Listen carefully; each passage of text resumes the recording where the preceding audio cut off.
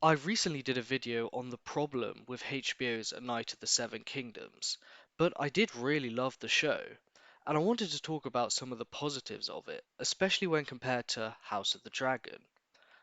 Despite having a much lower budget, Night of the Seven Kingdoms seems to have a far better response. Why is this? Well, for all its dragons, spectacle, and massive budget, House of the Dragon seems to have missed something essential. Because at its core, George R.R. Martin's world was never really about power or dragons, it's about people and interesting characters. House of the Dragon is built on scale, civil war, dragons, political collapse. But in focusing on the grand conflict, it often loses something that made the original world compelling: intimacy.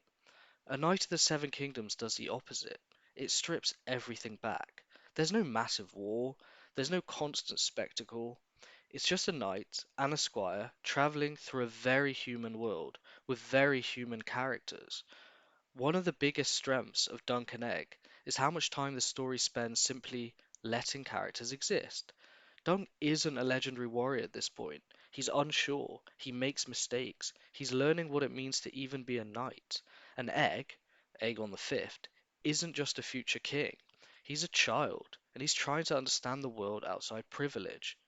When you compare this with House of the Dragon, where characters are often pushed forward by the plot, rather than being revealed through quieter moments. When it's at its best, A Song of Ice and Fire has always explored themes like honor, class, and power, not through spectacle, but through consequences.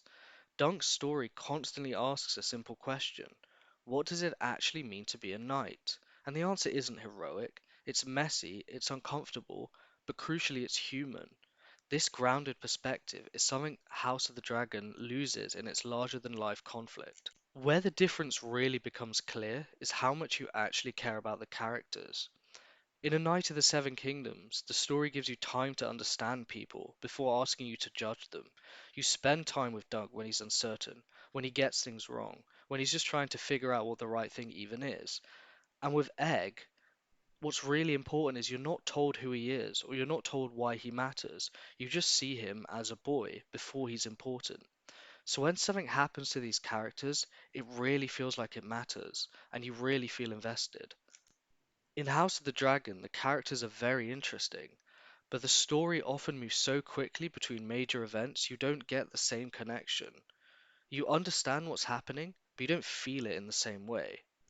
And this isn't just about which show is better, it's about what kind of storytelling works in A Song of Ice and Fire. A Knight of the Seven Kingdoms reminds us that the world doesn't need to be bigger, it needs to be more human. Thank you for watching, and let me know your thoughts in the comments. Did you prefer House of the Dragon, or did you prefer Knight of the Seven Kingdoms?